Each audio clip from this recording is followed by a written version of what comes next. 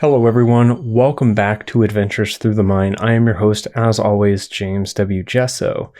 This podcast explores topics relevant and related to psychedelic culture, medicine, and research, and always with the underlying question of how we can work with and through our psychedelics to become better people, and in another sense, how we can work with and through our psychedelics to navigate this mysterious thing we experience as life. And it's with respect to that second part of the underlying question that we're going to explore on this episode, astrology and tarot, in particular using astrology and tarot in our psychedelic preparation and integration.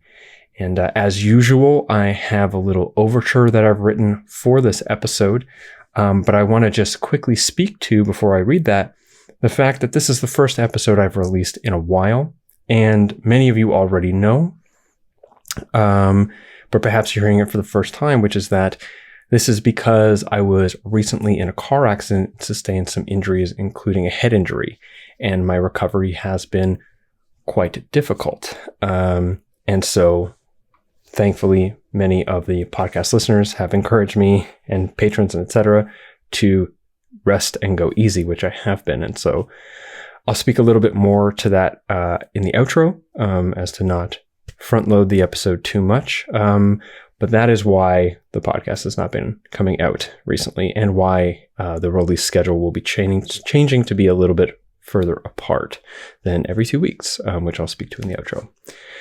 So, yes, today's episode with regards to utilizing astrology and tarot in our psychedelic planning and our preparation and integration. When is the best time to journey psychedelics? This question is usually addressed with an internal emotional psychological assessment mixed with a pragmatic roles and responsibilities assessment. Something like when I feel like it's time and I can reasonably fit it into my schedule. But what if there are other factors at play than simply how we feel and what days we have off work? What if there are larger cycles and forces at play that also warrant consideration in our planning? Factors that, properly considered, can set us up for safer journeys and more reliably constructive outcomes. According to our guest in this episode, Noah Cebuliak, such factors do exist and can be assessed through astrology. Now, bear with me for a moment before Noah's bio gets read at the beginning of the interview, because I anticipate many of you have just launched into your high skeptic, hearing that I am mentioning astrology here on the show, and I would imagine with good reason. Many of us have encountered a lot of half-baked pop media, horoscope kind of astrology, or new age idealism that utilizes astrology basically for spiritual bypassing. And thus, these are legitimate things to be skeptical about, and yet, using astrology as a tool to assist in the planning and preparation of our psychedelic journeys warrants exploration and reasonable discussion.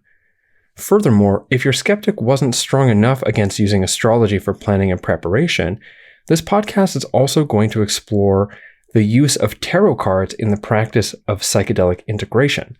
Again, another topic that warrants exploration and reasonable discussion, and our guest for this episode, as I mentioned just before, Noah Cebuliak, is going to have that discussion with us. Together, Noah and I explore what tarot and astrology are and are not, their use and history of involvement with psychedelic work, wagering fair skepticism with pragmatism and opportunity, the use of astrology for spiritual bypassing, and how we can work with both astrology and tarot for our psychedelic preparation and integration, among other topics. So that is the episode, that is the content, the topics of this episode. And again, Noah's bio will be read just at the beginning of the interview, which will be coming in shortly. Before that, I'd like to send a big thanks to my patrons on Patreon who make this show possible, and like an extra added thank you, because after this accident and this injury, things have just been so overwhelming and so difficult and so unstable. And my patrons have stuck around, and some have even sort of increased their support on a lot of levels. And I've received a lot of support from a lot of people, financially and otherwise, to help me feel secure in taking the rest that I've needed and continue to need. And so thank you very much. One more thing before we get into the episode, and I will mention this again at the end, is that if you are feeling interested and excited about the idea of utilizing astrology in the planning and preparation phase of your psychedelic journey work, since my call with Noah, which was a number of months ago, he has released a, quote, comprehensive set of carefully selected dates and times for the most graceful, easeful, and supportive healing journeys, called his Psychedelic Elections. Links to that are in the description or are in the show notes to this episode at jameswjesso.com. So that is the total preamble. Please enjoy this interview with Noah Cebuliak here on Adventures to the Mind, episode 157. Using astrology and tarot in our preparation and integration of psychedelics. Was that the name of it? I think that's the name of it. Enjoy. Noah Cebuliak is a mentor and counseling metaphysician. His main focus is in assisting people through major life transitions involving career, relationship, location, and life purpose questions. He sees clients all over the world, and his weekly live forecasts are popular on the Insight Timer meditation app. On his blog, he writes about shadow work, psychedelics, divination, astrology, attention sovereignty, and living life in, quote, deep time. He recently ran a successful Tarot and Shadow Work for Men course, the first of its kind. He is also a musician and co-producer of Enela, did I say that right? Anila, a northern neo-shamanic music project started by his wife. They recently released their third album, Chrysalis, in September 2021. Noah, welcome to the show. Thank you, James. It's my pleasure to be here. I have been interested in the topics we're going to explore today for quite a while, and I often don't speak about them because, or I don't speak about them publicly so much because they tend to trigger people in their sort of like into their high skeptic or something. Yeah. And I feel like the skepticism is well earned on some sense, given what people will likely have encountered insofar as what we're going to talk about today, astrology and tarot. But there is some very interesting sort of validity behind these practices. So starting out with that, I want to talk to you about astrology. And in particular, I want to hear from you, what is it and what is it not? And why do you feel like, why does astrology as a practice warrant credence insofar as in general, but then also insofar as planning, timing, and integrating our psychedelic experiences? That's a big question. So yeah, it's okay. Go as you go. Yeah. Well, astrology is a language that has been around in the human consciousness for close to 4,000 years, perhaps longer. But in the way that it's currently practiced, definitely for the last 2,000 years. So astrology really came into its own in Greek times. So around the turn of, what would be called the Common Era. And at that time, there was a lot of integration between astrology, magic, spiritual practice, etc.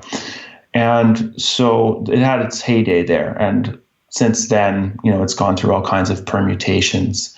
The next kind of, I suppose, renaissance of astrology was during the Islamic Golden Age in Baghdad between the 9th and 10th century.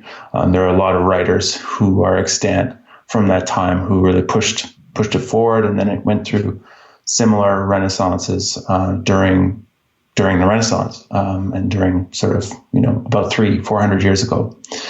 And so where astrology is at today is it continues to build on this tradition, but it's gone as well through permutations in the 20th century. And I think this is where a lot of people may have their skepticism rightly placed, because especially with the dawn of the internet and how astrology has become more or less a meme in the Instagram world, and as well the types of people or belief systems that it has come to be associated with in the popular culture. It creates a lot of kind of questions around its validity. Is this being used simply for spiritual narcissism? Is it just fluff? Is there anything there really? But the reason why I start with the fact that it's a longstanding tradition is because I think that it's important. While, of course, there are many traditions that we still question their validity, it's just that this has been something that has been at the center of human kind of concern for a long time, at least in the Western world, but also in the Vedic tradition in the Eastern world as well. So what astrology is a language of kind of syncing up symbols, archetypes, to a kind of hidden reality, if you will. This idea that there is an effect being, I suppose, caused by a planet, say like Pluto or the moon, perhaps less the moon, but like Pluto or Saturn is like causing some effect on us through material space. This is not something that most astrologers believe, but it's something that's become somewhat of a trope when people are laying some skepticism against astrology. What astrology really is, James, is a language of symbols that corresponds, for whatever strange reason, to the experience archetypally of people in the day-to-day. And so, yeah, I don't know if that exactly answers your question, but it's at least a good start. Yeah, I like that at the end there. I mean, tradition and such aside, I like at the end there, you commented on how, the sort of common understanding is that, I mean, I'm just going to characterize it like this. The common understanding is that it's people who, it's that the planets influence people, and that the influence on the planet can be tracked to give you like divinatory or like sort of like advice on what's happening and what's going to happen, that is often iterated in a highly generic, could mean anything to anyone kind of way through something called a horoscope. And although my relationship with astrology has changed over time, although it's not as strong as with tarot, which we'll talk about later, which is that it seemed to me for a while to be this like cool way to get a better sense of myself by reading my own, like bio or whatever. And it wasn't until I did a proper natal chart reading that I was like, whoa, this feels really on point. And then a couple of times when I've sat with people who are, dedicated astrologers who did a reading for me based on my natal chart and had things revealed in there that there was no way they could have known about me, and sort of insight on things that there's no way I could have known were about to happen. So that was interesting. And also the big shift for me came from reading, it was Stanislav Grof and was it Tarnas? Richard Tarnas. Richard Tarnas. They put out a paper that said that it's not so much it's not that the planets are causing these things in us. It's that for whatever reason, the planets, as represented through or the archetypal forms that they represent, seem to be like an iteration of the movements of the psyche, so that you can, by mapping the planets in relationship to sort of the planetary disposition where you were born, you can read those dynamics, and for whatever reason, they happen to correlate with the dynamics of the psyche moving through time, of the individual person moving through time. And that correlation rather than causation was like, this makes a lot more sense to me. And I'm wondering if there's anything you care to flesh out around that.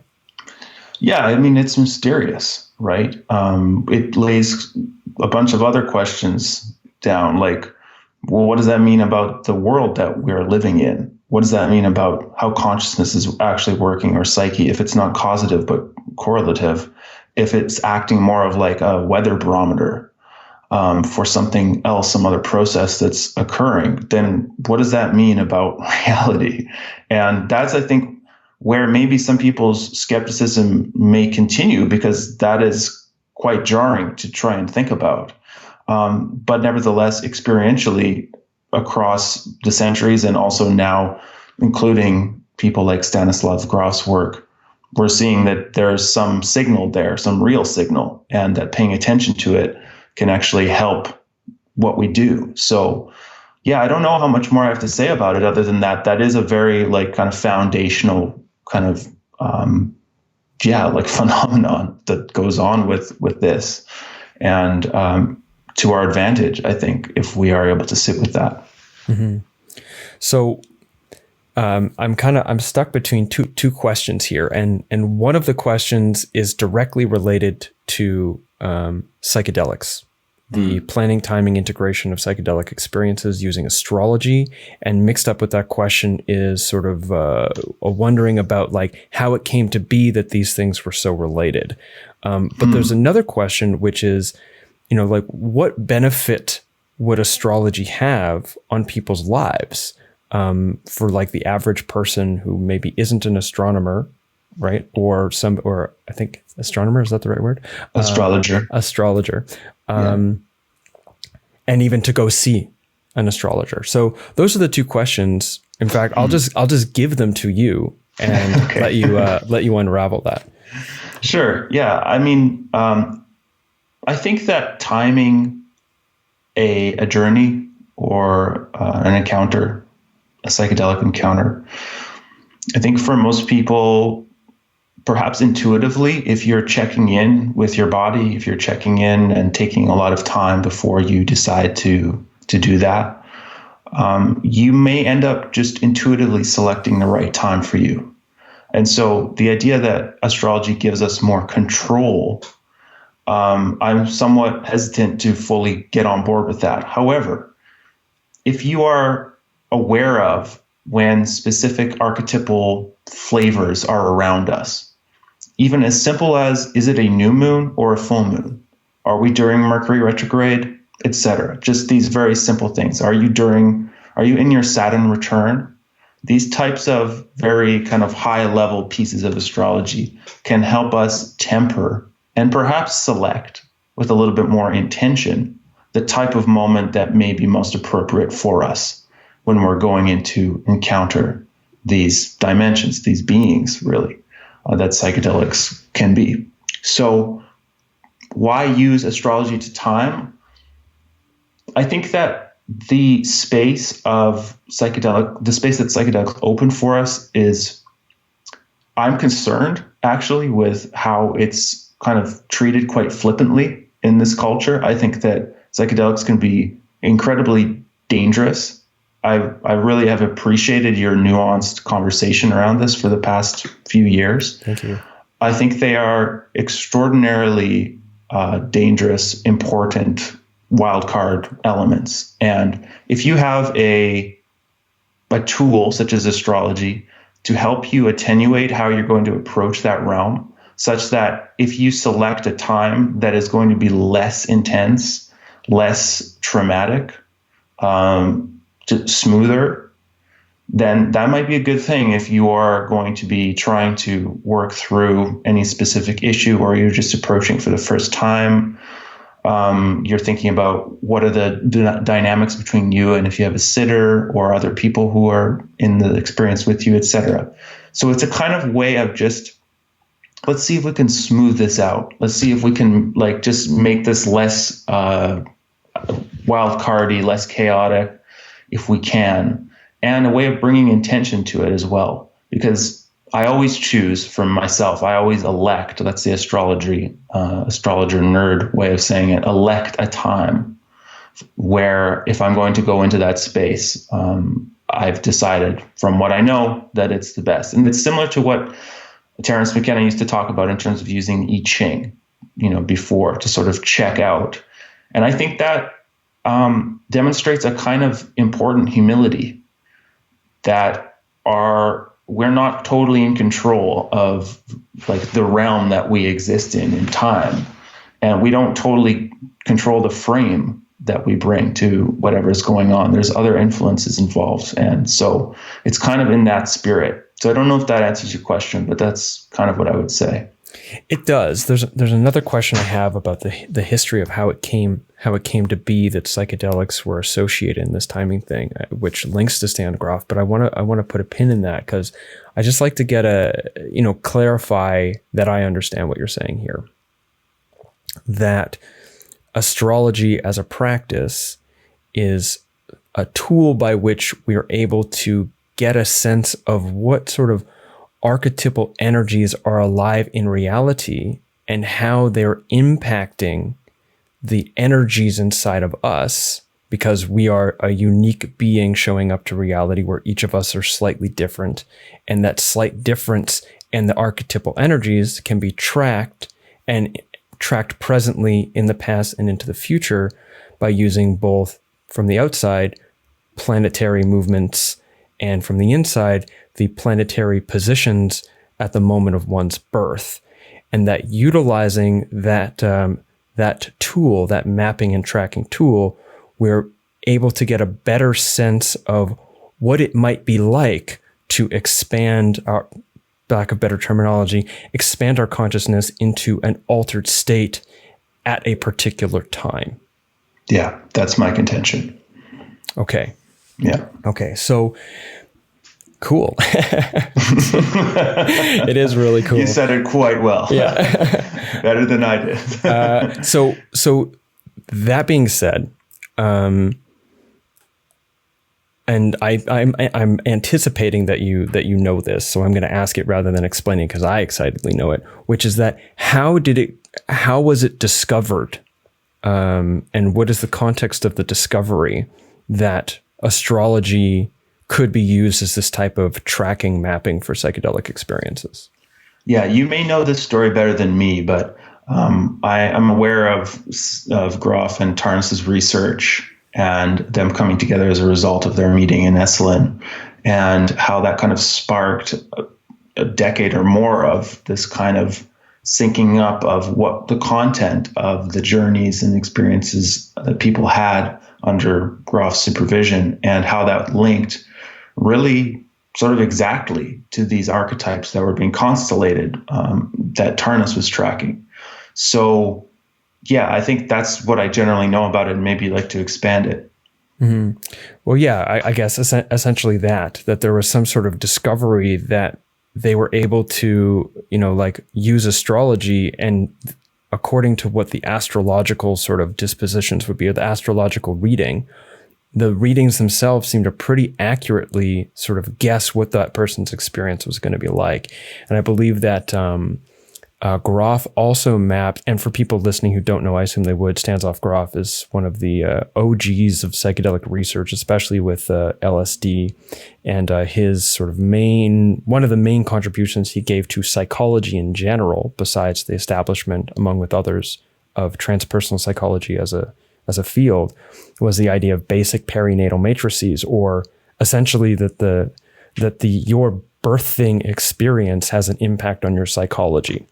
And that he was able, through his LSD work, to track these different matrices, or the sort of different sort of like phases of your birthing psychology, and how the experience of the birthing impacts each of those sort of points or phases, has a certain sort of expression in your life, and that they go through 1, 2, 3, 4, whatever, and that the qualities of each of these perinatal matrices seem to perfectly align with the archetypal qualities of the planets from like the outside in. And so it was almost like from inside the gestational period, inside the womb, to out inside of the world seemed to correlate with coming from outside the solar system into the planet.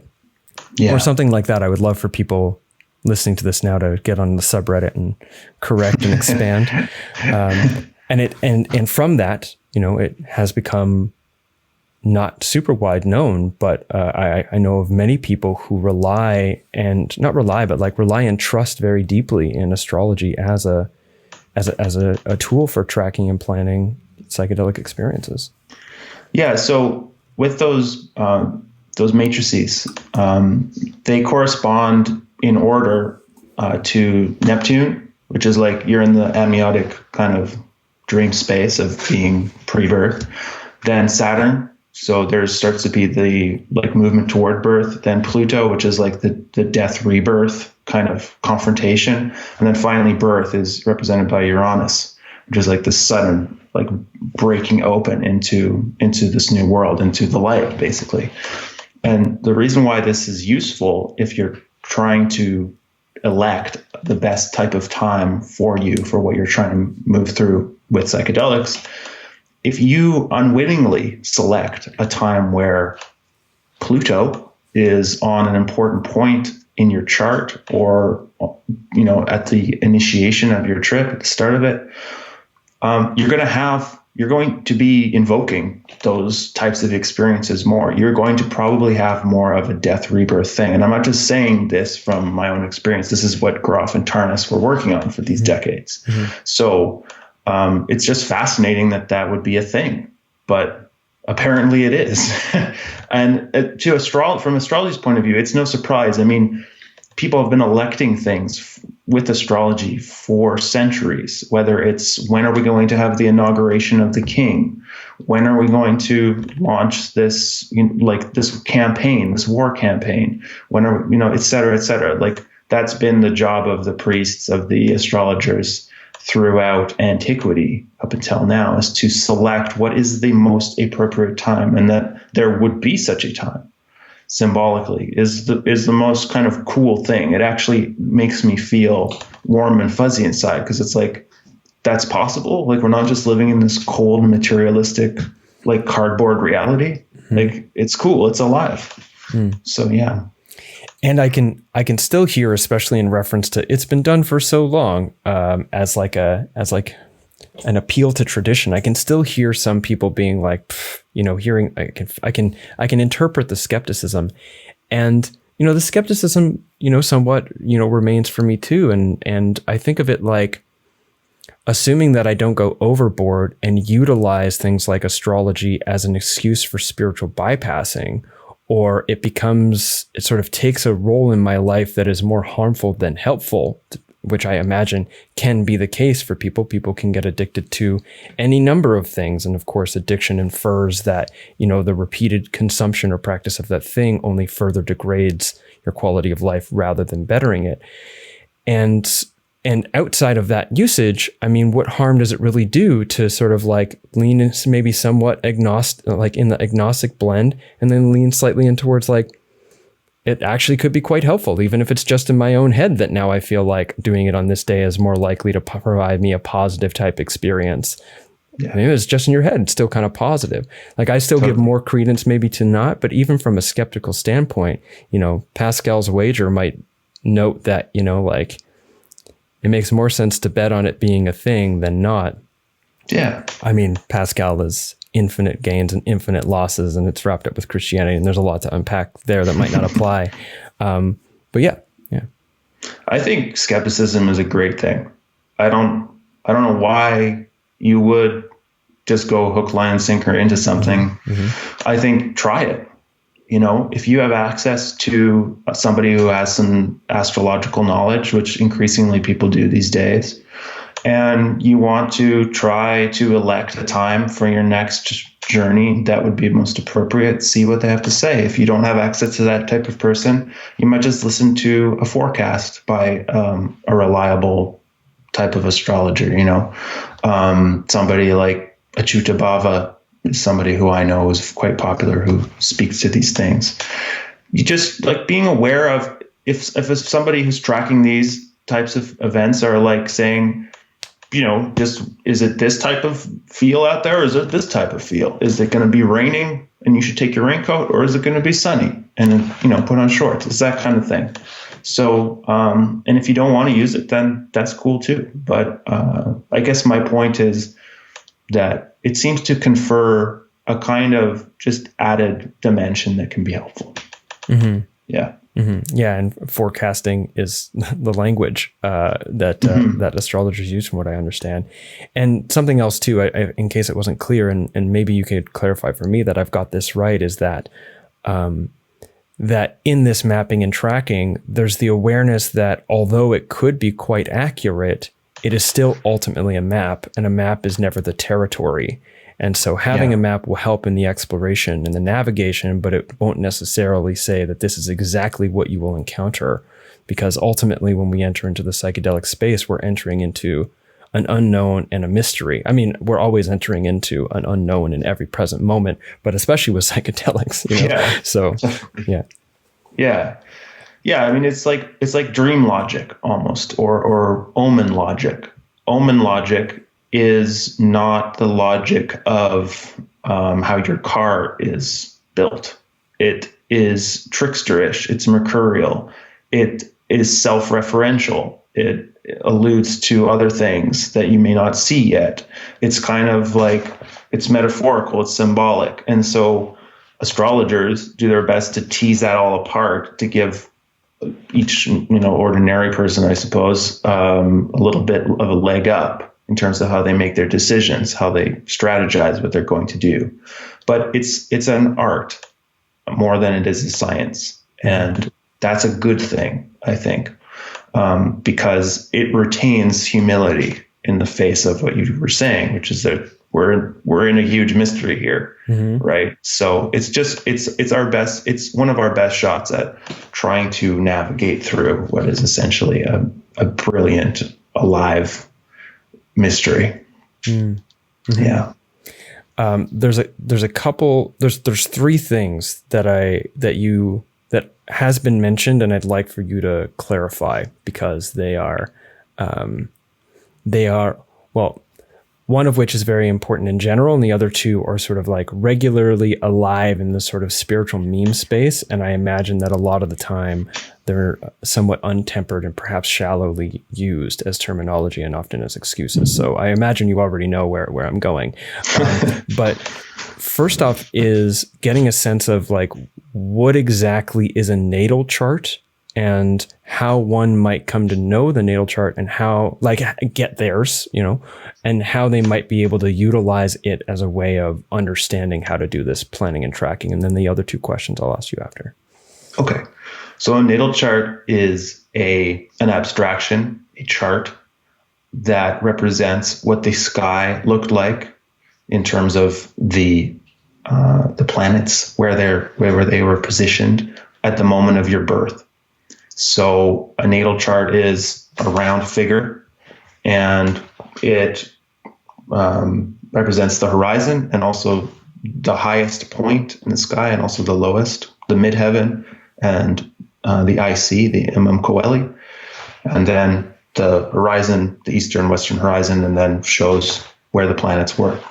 So this is a natal chart. This is a symbolic representation of where the planets were. Where you can get yours, I mean, it's become increasingly easy. Basically, if you just search on Google or your preferred search engine, free natal chart generator, free natal chart, etc. Basically, you just need your time of birth, preferably to the minute. The closer you can verify that is the actual birth time to the minute, the better. And then the place and the date, obviously. So then you have your natal chart. And from there, all roads leave. So yeah, does that answer your question? Yeah, and then what value does knowing my natal chart have in me utilizing an astrological forecast to getting a sense of what might come up at a particular time in my psychedelic journey? Like, right, is a general scope, like a general scope is generally good, a general forecast, but might my natal chart suggest that, what is not good for somebody is really good for me, or vice versa? So how might I utilize the sort of knowledge or the reference point of a natal chart to, if people want to give this a try, to give this a try as accurately as possible? Yeah, and it depends how deep down the rabbit hole you want to go, because it does require a bit of technical knowledge. And so that's why I advocate, if you have somebody in your sphere who seems obsessed about this and you want to see if it can work for you, enlisting their help in some way might be good. Because what you want to look out for are really pivotal lifetime types of transits that might be occurring to your personal planets. So your personal planets are the sun, which everyone knows about because of newspapers, your sun, your moon, Mercury, Venus, Mars. If something's happening to one of those planets in your chart from one of the outer planets, from Pluto, Uranus, Neptune especially, but also Saturn, maybe Jupiter, then you want to know about that if that's happening and you're going down this rabbit hole, right? And you want to see if this works. You want to know, like, say, if Pluto's on your Mercury and you're thinking, I'm going to take 5 grams in silent darkness, that is going to have a flavor of Pluto on Mercury that is extremely pronounced. And I have this book in front of me. It's called The Archetypal Universe by Ren Butler. Mm-hmm. And he talks about these, he's in the lineage of Grof and Tarnas. He studied with Grof extensively. And he talks about these planetary combinations extensively in terms of what you might expect. So you can begin to put these things together. First, you know where the positions of your planets are, and then you know the position of what's going on in the sky and how it relates to your natal chart. And then if there is something going on, like Pluto on your Mercury, you can pick up a book like that, like The Archetypal Universe, and see what he has to say about that, what you might expect from taking 5 grams at this time. Because I guarantee, from my experience, that is going to be different from if you had Uranus on your sun. Uranus on your sun is going to be much more about emancipation, breaking through, independence, getting out of ruts, seeing yourself in a brand new way, versus Pluto on your Mercury is going to be about probably more about traumas, about mental kind of trying to plumb the depths of something with your psyche, with your mental faculties. It's going to be completely different, probably a lot more about shadows, maybe not even belonging to you, of the world. So yeah, I mean, it just depends on how deep you want to parse it out, but those would be my general suggestions. And for some people, that probably just sounded like a bunch of some foreign language. You know, for me, I listened to it and I was like, I'm like almost understand that. And for others, they'll be like, great, that's very helpful. But nonetheless, anyone who's interested is going to look further. So moving into these 2 other things that are astrological terms or maybe events or things that astrology tracks that are utilized often. And I think it's important to talk about sort of memes inside of spiritual culture, because psychedelic culture, spiritual culture, they're all sort of, especially New Age culture, we're all sort of like, you know, sharing the bathwater here. And these 2 terms are Saturn's return and Mercury retrograde. And the reason why I would like to hear you talk about these things is because, from what I understand, they're both sort of important influencing factors on our experience of, you know, reality in general and of our sense of self, but also because, especially Mercury retrograde, can be utilized in a spiritual bypassing kind of way to sort of like shirk responsibility. For sure. And so I'll let you start whichever one you think is more appropriate, but the question is about Saturn's return and Mercury retrograde. Yeah. Well, I noted that at the start of our conversation, before we began in earnest, you're having some technical difficulties. Mm-hmm. That's very characteristic of a Mercury retrograde. Now, is that because we're in the Mercury retrograde? Are we in a Mercury retrograde? We are right now, yes. That might explain why my housemate is moving around upstairs after he's not supposed to during interviews. Exactly. Miscommunication. / also, you decided that you wanted to upgrade your stuff, right? Mm-hmm. You got some kind of setup, mm-hmm.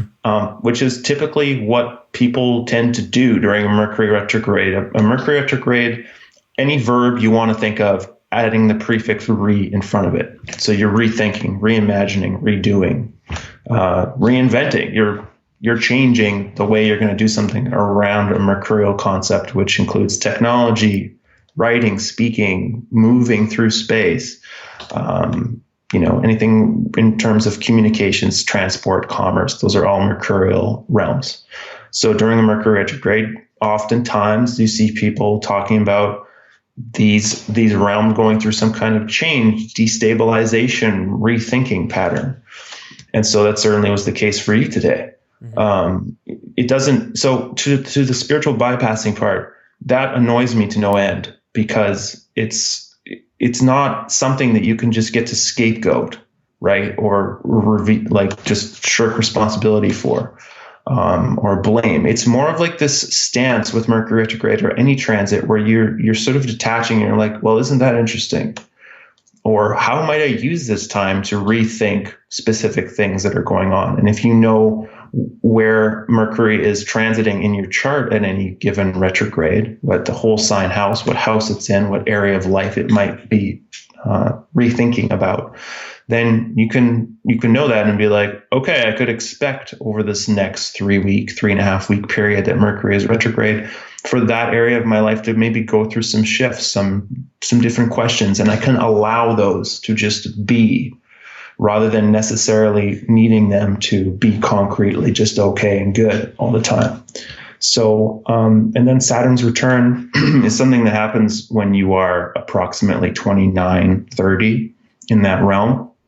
And then again, between the ages of like 58 and 59. And then again, if you're lucky, 86, 88, 87, around there. So Saturn represents a lot of stuff, but at the Saturn return, it seems to be a time when people encounter some kind of reckoning. They either look at what they've been doing, the momentum they've been building over the previous decade or more, and they see it as a consolidation time, a time for like, hey, this is what I've done. Might be like I'm experiencing some success, some rewards, some accolades from me having done all this work, or everything that I've been doing up until this point has actually just been a scattered mess. I need to get my proverbial shit together. I'm going through a lot of questions I don't have good answers to. I seem to be just sitting in the midst of just things completely shifting around me. Where is this going? Restructuring. So the Saturn return is this kind of eye of the needle moment where you are trying to catalyze a self that's going to be able to continue into the next 30 years, the next Saturn cycle, that will hold up, that will hold water in the changes that you're experiencing. So, that also can be used for spiritual bypassing. I'm just in my Saturn return right now. Like I just, That's why I'm entirely unreliable and kind of shitty with you. And exactly, yeah. Exactly. And all of that, James, is just, it's just immaturity and absurd. Mm-hmm. I have no time for it personally. I think that learning our culture is going to have to learn how to use tools like astrology in a way that is actually mature and what would be the word? Like, yeah, just, I suppose, like, yeah, mature, able to use it rather than be used by it. Yeah. Well, I think that could be said about a lot of the things that we're using as a culture and possibly our culture as a whole, that we need to really grow up in a lot of ways. It feels like the sort of like underlying essence, not essence, maybe like some sort of cultural civilizational ontology based in, capitalist consumerism and in some sense also materialism in the sort of like physical matter standpoint, but also materialism in the sort of like getting lots of material to define yourself as a person standpoint.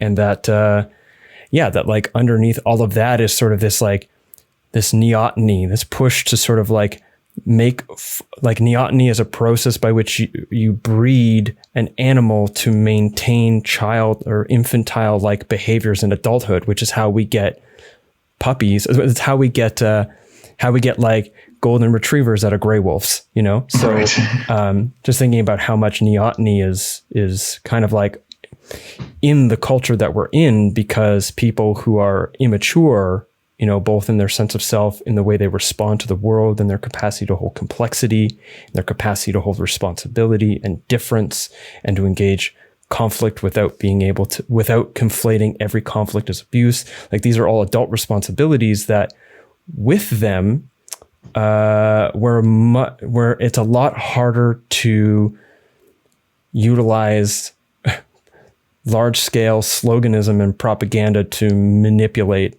us and our way and to manufacture consent and, like have us be the pawns in multi-level narrative warfare. Like with certain kinds of skills that are, I think, present in an adult, especially an adult who's coming of age during a time of collapse, which I do believe that we're in right now. Absolutely. Coronavirus being a part of it, climate change being a part of it. What does Naomi Klein say? End stage capitalism being a part of it, but we're in that. These skills are the skills that allow us to navigate these types of the situation of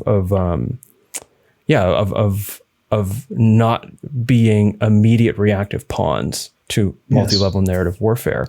And astrology, maybe astrology is a tool to help in that sense too. But I read your article about growing up, and it was very good. And I'm kind of like calling it in now in case you want to make a couple comments there before I like move on to talking about tarot.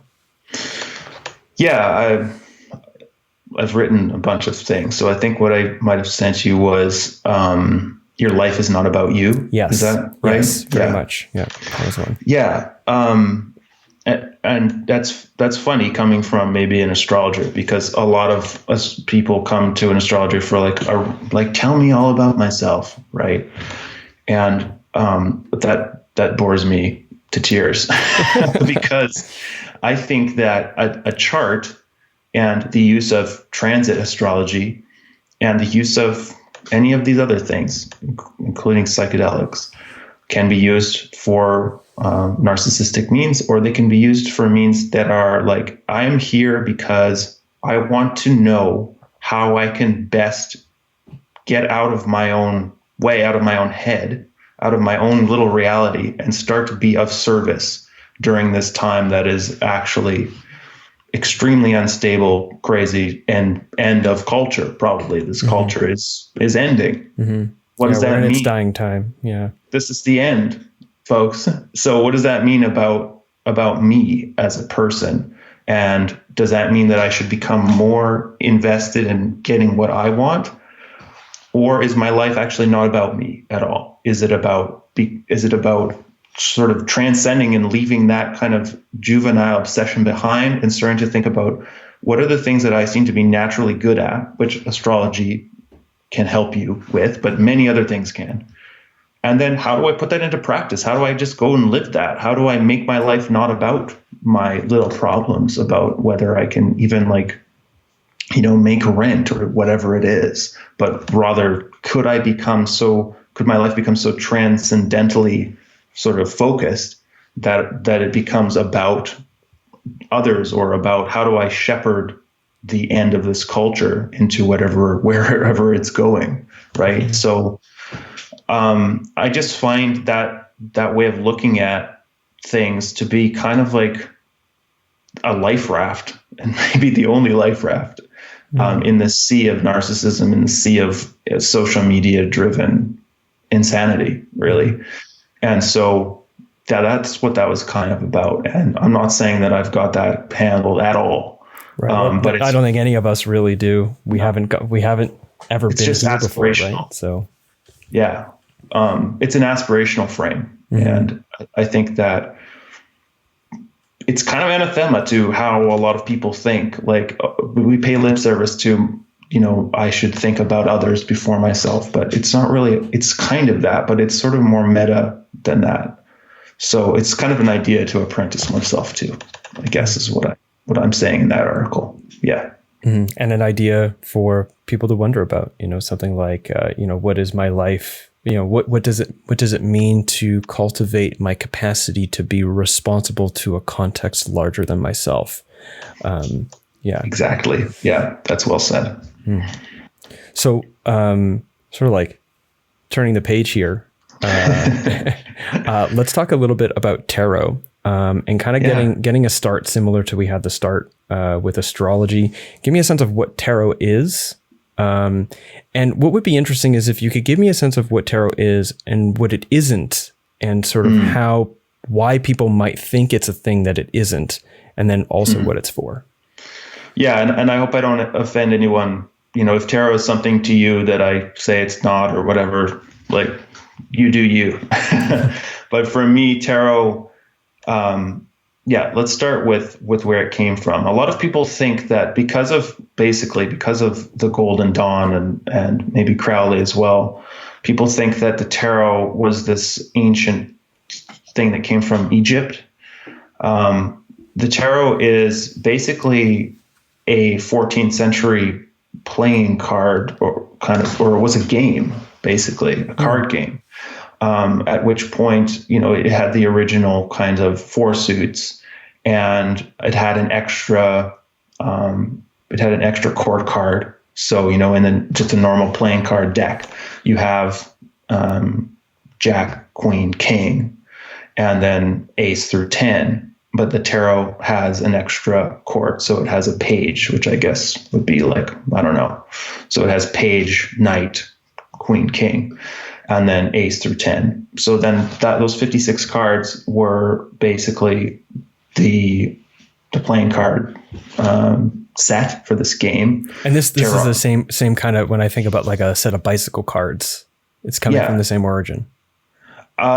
Similar, I think. I don't know if that's exactly true, but it was a game called Taroki.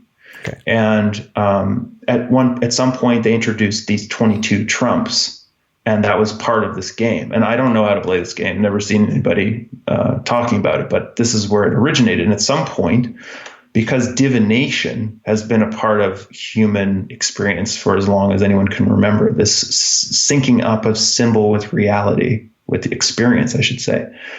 At some point, some people were like, let's see if we can use this for divination. And those trumps being incorporated became, sort of important parts of that divination. So now we have a 78 card deck, 22 trumps and 56 pips, as they're called. And you can argue that those trumps, 0 to 22, they go from the Fool to the World. They symbolize some kind of archetypal journey, some kind of development. You can argue that. I think they kind of loosely do. And then the 4 suits represent as well similar types of journeys and consciousness around certain themes. And so we have this sort of crazy, it's really crazy that it's a thing. It's like this living deck of archetypes that so many different artists have had their different takes on. Like we have more tarot decks now than we have flavors of ice cream, right? It's crazy. Yeah. And some are very cool and some are very, really cliche and poorly designed. The most common one that we've probably all seen images of is the Rider-Waite-Smith deck. And that came out, I believe, in the 20s. I'm not sure. I'm not a huge fan of that deck, to be honest. But it's how a lot of decks have been based upon that original art that was brought through at that time through Pamela Coleman Smith. So yeah, that's what the tarot is. What the tarot is not. Wait, pause before you get into what the tarot is not. You talked about the trumps. Pardon the language, trump cards and the 4 suits. Yes. And that is the trumps are like the major arcana, and then the 4 suits are the minor arcana. That's other language for them, correct? Yes. Okay. Yeah. Thanks. Continue.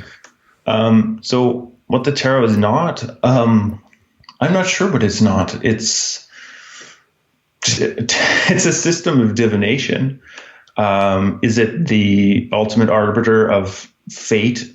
I don't think so. And that's why I think a lot of people have questions about the tarot or feel standoffish toward it. Like if you get a tarot reading and it tells you X is going to happen, does that mean you have no wiggle room? Does by engaging in this to begin with preclude that thing happening? If I had never done this at all, would I have avoided this thing that you're telling me is going to happen, etc.? So people get tied up in knots around that, and rightfully so. It's a weird territory, right? Like what is this intertidal zone that we live in between fate and free will anyway?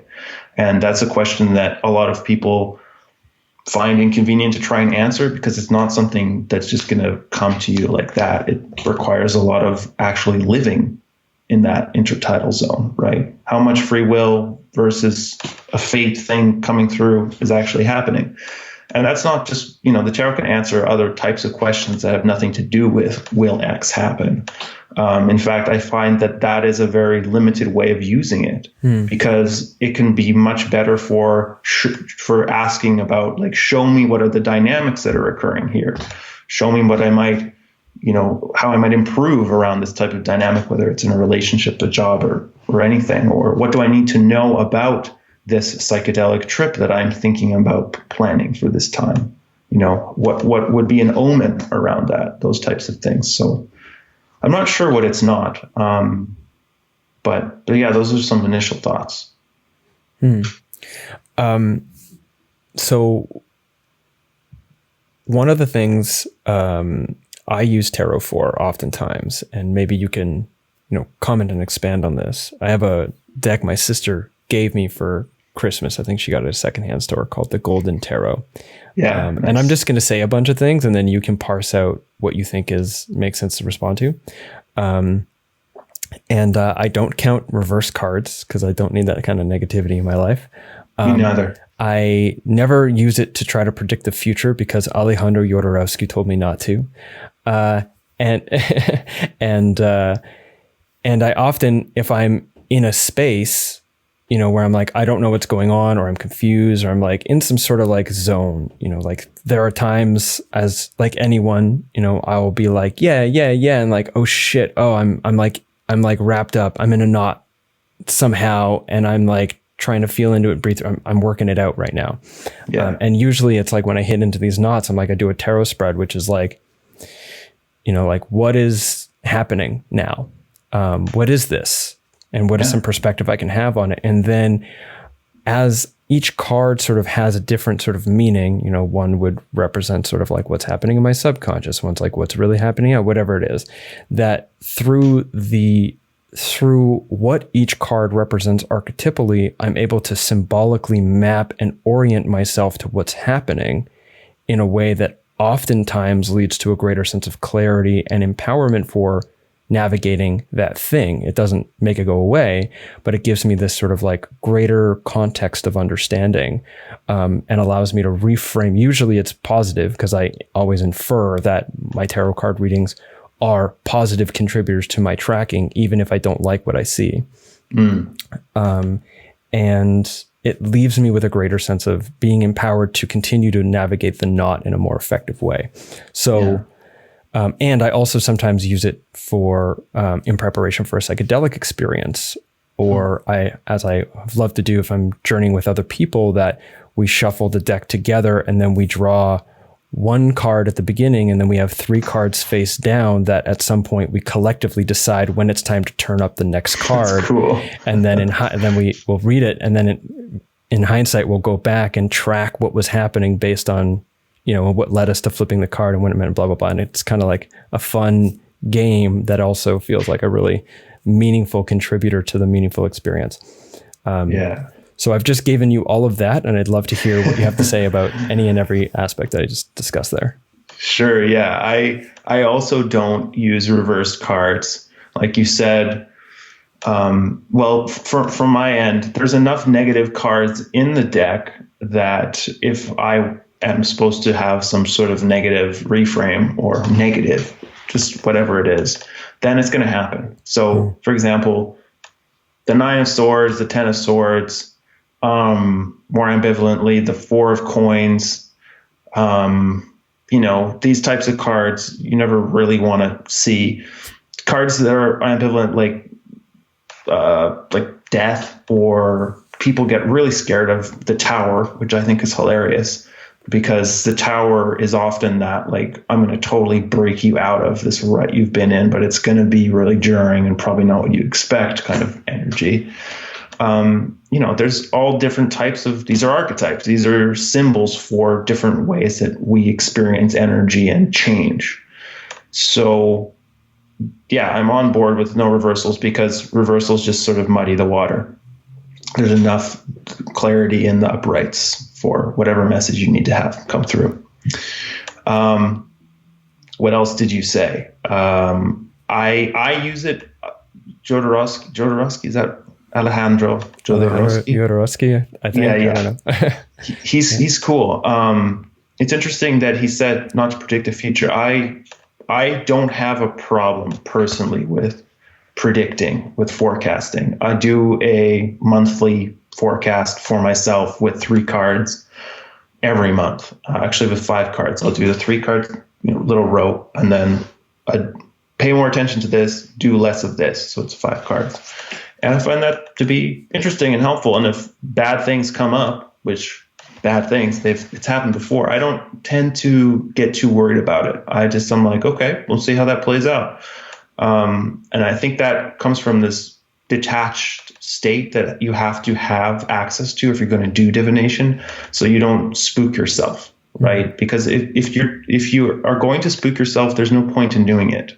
Like, you have to have this kind of detached, I suppose, sovereignty in a way, and maybe that comes from a bit of grain of salt skepticism. It's just like, okay, we'll see about that. It's similar to if you get downloaded when you're in the psychedelic space, like, this is what you have to go do. Here are your instructions. It's clear as day. We're telling you right now, you need to go do this crazy thing. And you come out of that and you're like, okay, interesting. Rather than, okay, yeah, I have to basically sell everything and move to Guatemala and like become, I don't know, whatever I was told to do. I think that having that little detachment is good. You also talked about signifiers, like this card means this card means this. I rarely do that. I like to keep the cards in this kind of amorphous story space, because if you have 3 cards in answer to a question, like, what do I need to know about this upcoming journey? And if you start assigning signifiers like, this is what my unconscious thinks about it, or this is what the people around me are going through, like, it kind of just breaks it up in this sort of, I don't know, unnecessarily mechanistic way. Whereas if you just put the cards as symbols, images out in front of you, and allow them to interact, then they kind of generate a story or a feeling or a visceral sense, which I think is more important than reacting to whatever the images are in a mental way. It's sort of like, there's your image, there's your story, feel it. What does that kind of give you, right? Rather than immediately jumping to a kind of intellectualization of whatever is happening. So that's how I approach it. I just want to pause there and comment, which is, it's interesting, and I'm going to give that a try. And it's actually, maybe it's because of how I'm using it, the intellectualization or the sort of like mental framework that I construct through having these different sort of like, your term was signifier. I didn't know that term in that way, but with these different signifiers is that they locate me. Each signifier is a location in the larger map that I'm trying to sort of like read in order to get a sense of where I am, because usually it's because I'm disoriented in a feeling state and I need some sort of like conceptual orientation to navigate that feeling state, not in a more effective or empowered way. Fair. Yeah, fair. And like, if signifiers work for you, that's awesome.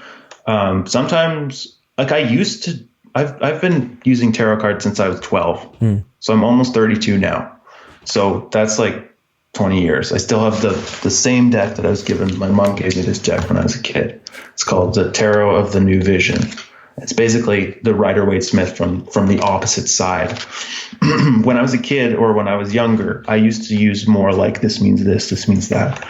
But over the past maybe 3, 4, 5 years, I only do 3 or 5 card spreads. Like, 5 cards to me is just a mountain of information. 3 cards is even more awesome, because it's just like, bam, there it is. And so if you're struggling with something emotionally, if you're trying to make sense of it, I can see why you'd want to create more of an intellectual frame around it. Especially since I'm very new to tarot and I'm like referring to the book on every one. So I in many ways still have my training wheels on when it comes to reading tarot. This is the thing though, James, is you don't need that book. You don't need that book. This is sort of the approach, is like, people think that such and such a card. So like, if I take out any card at random from this deck, like, let's whatever. So, okay, the 2 of Cups, right? There's this image of these 2 people meeting. If you look this up, if you look up the 2 of Cups, they'll be like, oh, partnership, coming together, whatever it is. like love, etc. It could mean any number of things according to the author.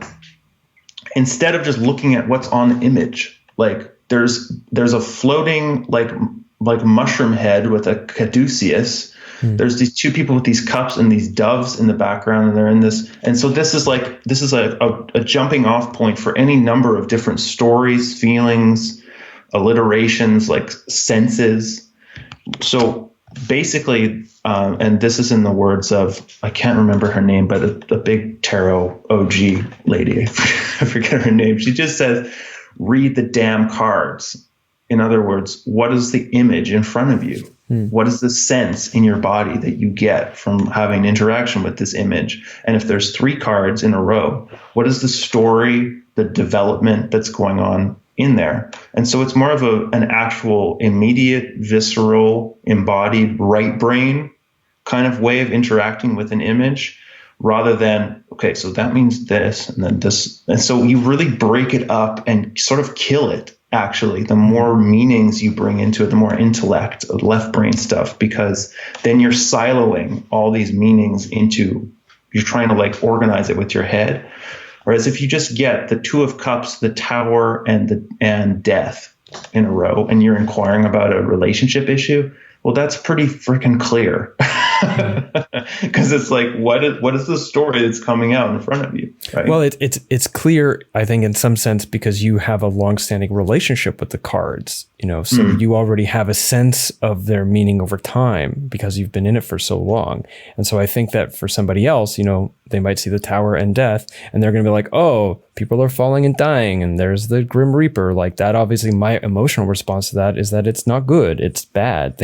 I should be scared. So I think that there might be something said for people who are just getting in that, like myself, I find that it orients me very well, and it gives me a sense of how to learn my relationship with the cards. And at some point I might let it go, and at some point I might not. I feel good about my relationship with it now.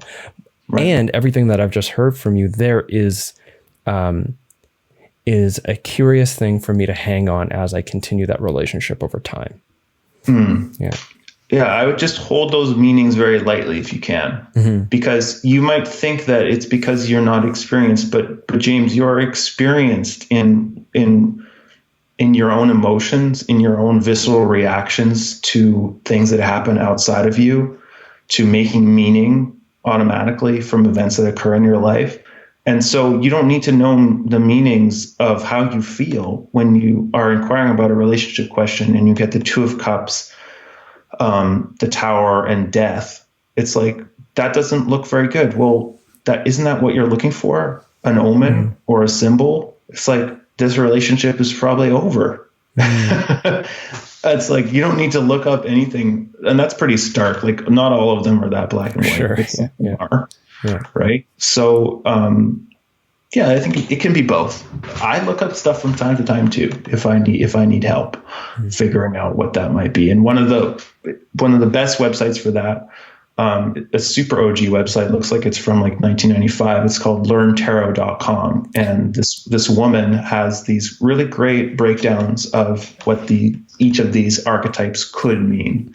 And I use those lightly and sparingly, but they're kind of like nice little spices from time to time.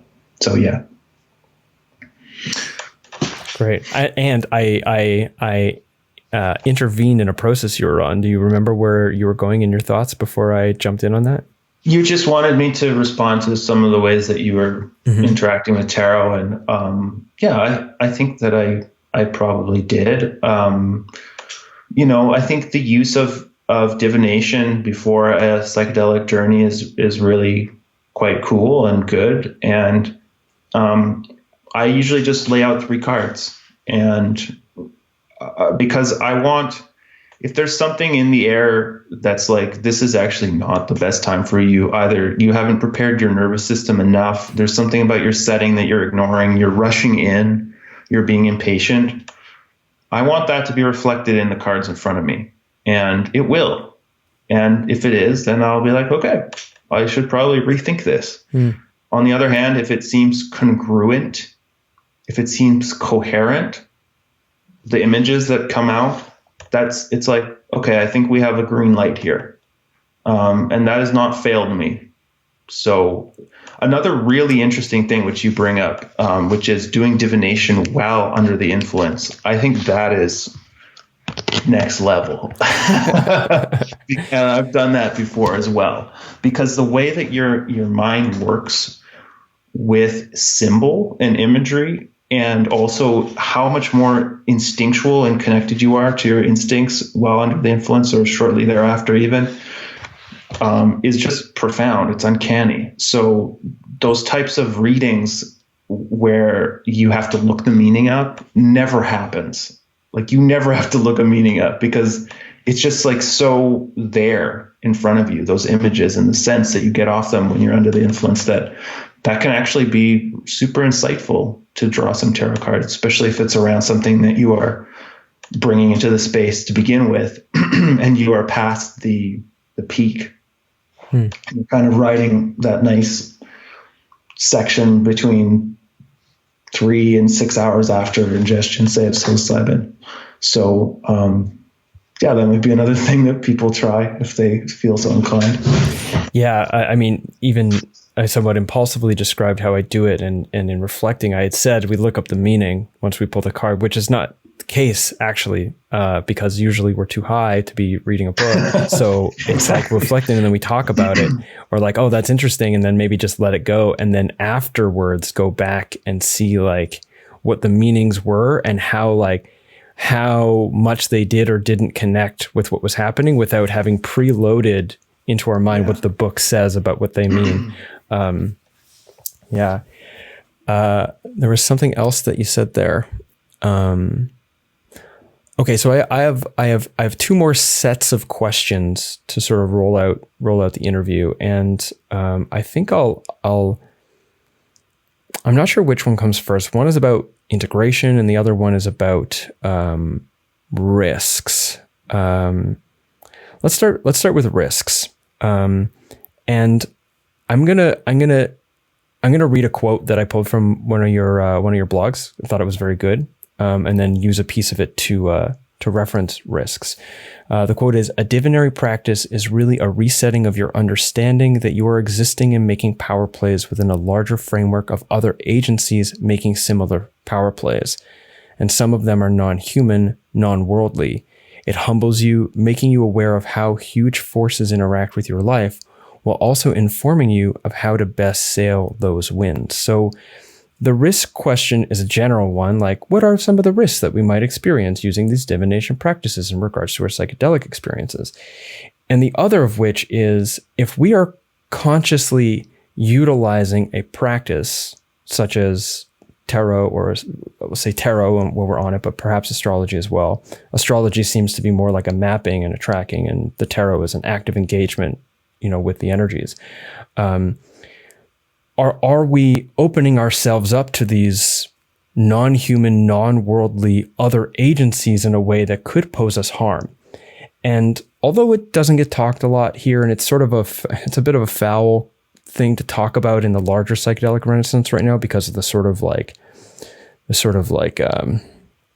belief system we're trying to set up to integrate psychedelics into the mainstream. But there is, at the very least, experience of other entities that do not, have your best interest or safety in mind that can be encountered. So the risks are, the risk question is generally, what are some of the risks? And the other one is like, are we setting ourselves up to possibly be harmed by opening up in our minds and in our space, engagement with other agents, otherworldly agents that might pose to do us harm? Right. Yeah. And so that is very inconvenient for the medical model that we have and that we're using to roll these out currently. Because it presupposes an animistic universe, one that includes all types of things we can't see or know using the left brain. But yeah, man, I don't think that, look, psychedelics are dangerous. They're dangerous. They are not a panacea. They are not going to solve your problems. They're none of those things. They are alive. They're mysterious. They are forces. that we have to tangle with, sometimes bargain with, be very humble around, have sovereignty around, have some kind of agency, which can be hard won through years of just personal practice of other types of things. I find meditation extremely helpful for being able to stay centered in those places. But of course, there's risks. There's risks from a physiological level, from a just purely psychological level, especially if you have already, you talk about these things, if you are presupposed to schizophrenic tendencies, etc., right? But from a point of view of entities or a magical view, yeah. I don't know if you've ever had the experience of being in that space and needing to be like, if there's something, you might feel like something might be coming in or it's around, and you just be like, this is not happening right now. Like you are not coming into this space right now. I have had to do that. Yeah. Yeah. And so that's a thing. It's a thing. And whether or not that was a thing in just my mind, or whether or not that was a thing that was me really interacting with some sort of like, non-physical entity, it was a thing experientially. And so, yeah. That's good enough for me, man. Yeah. That's good enough for me. So that's part of, I guess, my position around when I say psychedelics are dangerous. I just feel like this culture, especially psychedelic culture right now, take these things extremely lightly. Like entities. Like, are you crazy? Like, I don't know. I think the importance of having a relationship with what might be called, your allies, if you tend toward that way of thinking, if you tend toward just, a higher power, a higher agency, whatever it is you have that helps you to strengthen your boundaries. I think it's important. And that takes us out of the realm of divination. I feel like I've never felt like some external force has the power necessarily to mess with my way of interpreting 3 cards in a tarot spread around something. Maybe I'm misled, but I also have a lot of experience with having seen these things work for me. So it's hard for me to believe that I've been misled, right, around that. I think it's more the psychedelic space where we have to be really cautious and humble around because, yeah, I think those risks are inherent in the space. I don't necessarily think that it's just rampant, right? Like, I don't think most people are going in there and having those types of things where you're like, here's the boundary, you're not coming in here. But you need to be able to do that. If you don't have the confidence in yourself to do that, or you're around somebody who can't, who can similarly feel those as possibilities, then you are in the Wild West. Like, you just are. So take necessary precautions, I think, or have that confidence within you that you can create those boundaries. And this is the burden of proof would be on me to make this claim anyways. But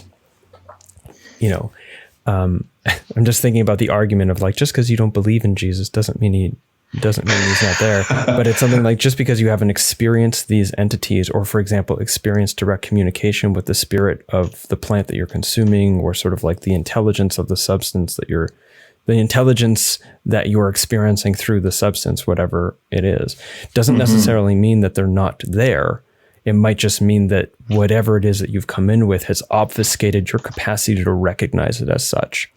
And so that's something I hang on to. And also maybe the fact that I think that is creating something that's just out of my own head. So I hang on that too, but I also sort of lean in. It's a pretty safe bet to conduct myself as if this reverence and safety and security and, to some extent, discipline and respect and trust and cultivating relationship and allyship, to lean into all of those things are valuable. All of those things are a good idea. All of those things are likely going to serve me for the better, regardless of whether or not it's real. Yeah. Yeah. And that applies again to the divination, that applies to astrology. If you know some astrology and you willingly choose a time where it looks more rough, it looks more tough, and you're like, well, I'll just deal with it, then it's play at your own risk, right? Whereas if you choose a time that has sort of been backed up by your divination and maybe by the astrology, you're more likely to have a smoother trip where those types of things are not in there, where you don't have to assert boundaries, where you don't have to be like doing double duty. You're trying to be in the experience and also like hold your circle around you or whatever it is, right? I think the bottom line of it all, James, is just radical humility. Like, we do not have any freaking clue what is going on when we go into that space. Like, we need to be just travelers in an unknown land. That's what we are, right? And with that type of attitude, I think that it brings enough caution, and also like this sort of humility seems to be sort of treated a little bit better than bravado, or a sort of sense of, oh, I'm not going to pay attention to those things. Like, it's just some mushrooms. Whatever. Well, bravado usually gets you spanked. Always. Yeah. I mean, the way that I think of it is not like I don't have a clue. It's more like I have a pretty good sense of something, and I've got some maps, I've got some models, I've got some dynamics pre-established, and whatever it is I'm encountering isn't necessarily going to be explained by all of that. And at the very least, it is beyond all of that too. And that even with all of those things, the likelihood that even all those models and maps and developed perspectives and all the rest are going to be undone by the mystery is still there, you know? And so it's like, yep, I've got all these things and these tools and all the rest, and there's a chance that none of them will actually mean anything once I'm in there, and I need to be ready for that too. Totally. Yeah. So the risks are there, and also, like you're saying, we have tools, we have ways of equipping us a little bit to go into that space. Yeah. Okay, so finally, last question. We've talked a lot about, primarily we've talked about tracking and preparation, getting a sense beforehand of what the terrain might be like. When you first got in contact with me, the language that you used was, utilizing astrology and tarot for the planning, timing, and integration of psychedelic experiences. So what might the integration of psychedelic experiences look like? Let me rephrase this question. And these are two questions, how does astrology and tarot help with the integration of psychedelic experiences? Yeah, I think the tarot is actually an easier way or more immediate sort of help with integrating things, because first of all, it's so accessible to everyone, and you're bound to have questions after you have an important journey that are not immediately easily resolved. Say, like, if you do receive a set of instructions that don't need to be radical, but it's like, here's what seems like would be the next thing for me to do. You might be wondering what happens if I do those things, and doing a spread on that can be quite helpful. Like, is what I receive can be trusted? What is the source of this wisdom or this instruction or these changes that I'm supposed to make? How might I go about that? What would be the correct attitude or frame or pace or just energy that I might bring to whatever I have been given or told or whatever came up? If something was particularly difficult, or it was just like an experience of sitting in a bunch of pain or trauma, what am I meant to do with this? What would be my next step? Those types of questions, I think, can be really helpful for integration. What is the next step with this? What would be the right approach? What should I do less of, perhaps, in relation to this? What is this really saying about myself in this type? So these types of, like, just generating further questions, further inquiry, further contemplation. The integration process takes a long time sometimes. Slash the rest of your life.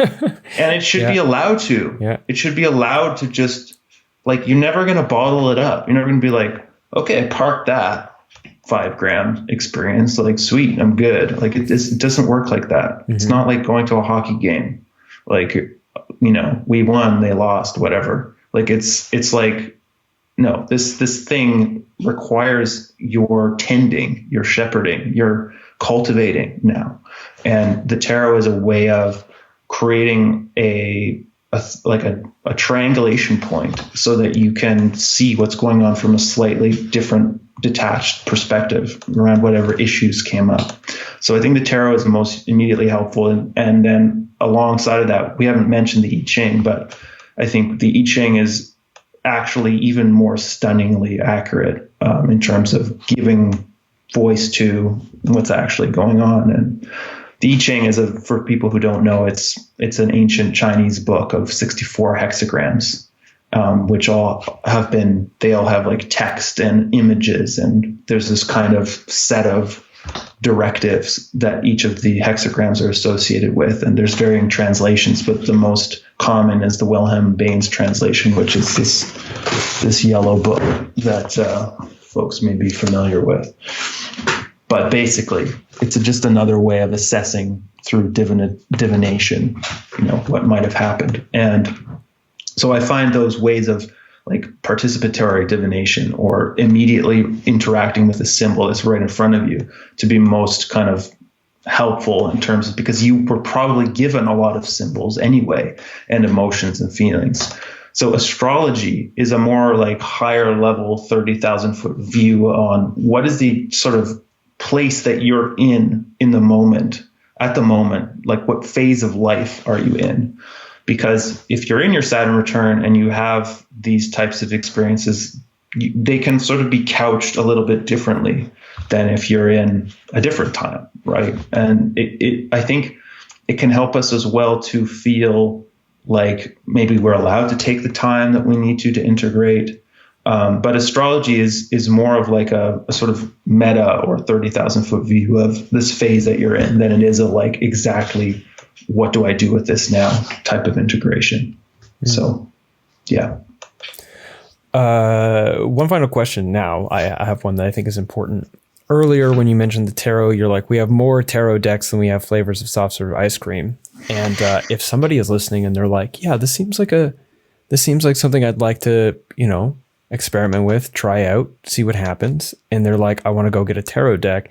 What might be your sort of guidance in finding one that works for them or is aligned with the kind of reading that you're talking about here?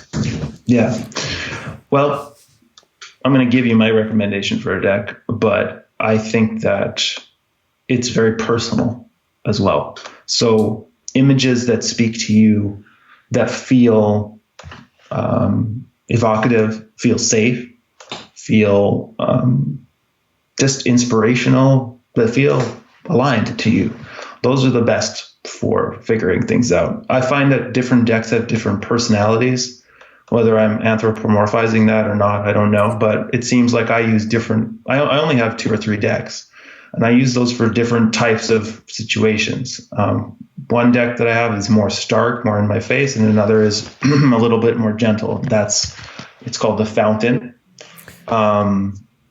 Easily procured. Mm-hmm. But I find that it is a very kind of soft and inspirational type of art. And yeah, it's my go-to. So it's called the Fountain. I don't like the Thoth deck, Aleister Crowley's deck. I don't really like the Tarot de Marseille. It's another one people use. I like the Fountain. So, but again, it's really personal. Whoever is out there and like, maybe I should get a deck, just look around.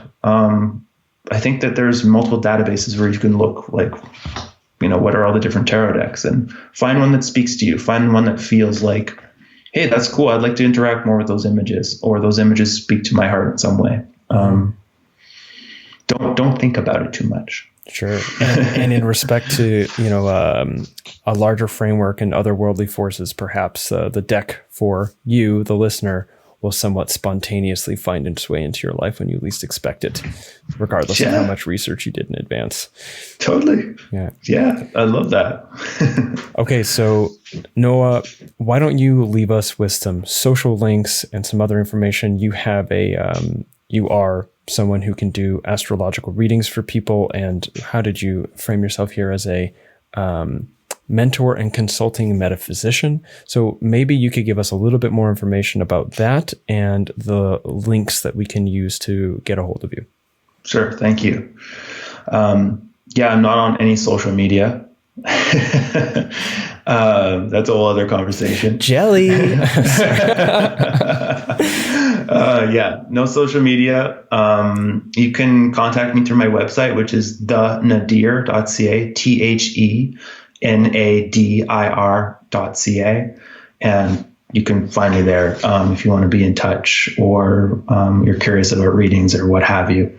So that's kind of my website, and email is like my main thing these days. And yeah, I really appreciate the chance to talk to you today, James. It's really cool. Thank you for your awesome questions. And I hope that folks will just explore these realms with some curiosity to see if it can work for you, if sort of playing with these divinatory astrological realms in relation to your psychedelic journey practice can give you something. I think it's something to try on, to be curious about, see if it works for you. And if it does, yeah, I'd be really curious to know.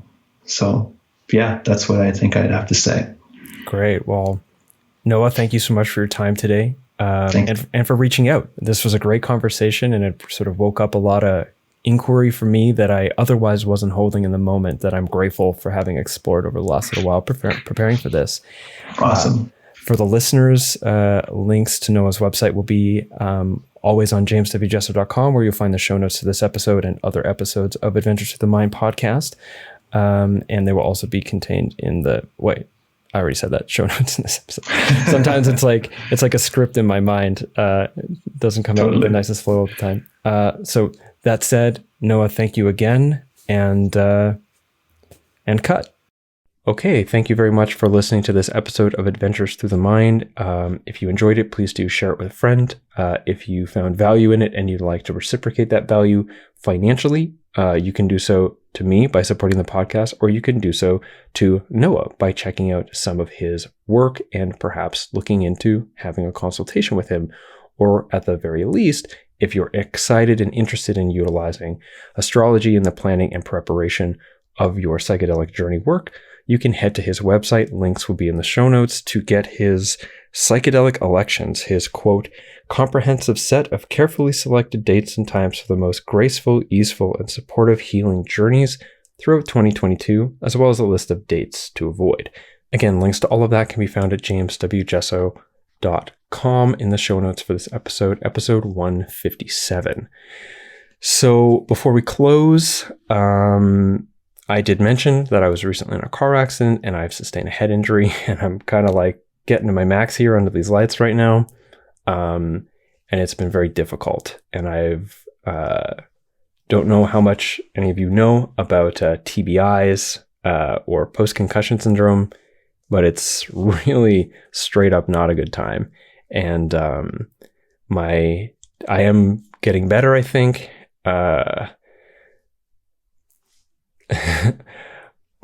But I'm not functioning the way that I was previously, and I have a certain set of limits that once are maxed, I end up recoiling back quite a bit. It kind of feels like 3 steps forward, 2 steps back.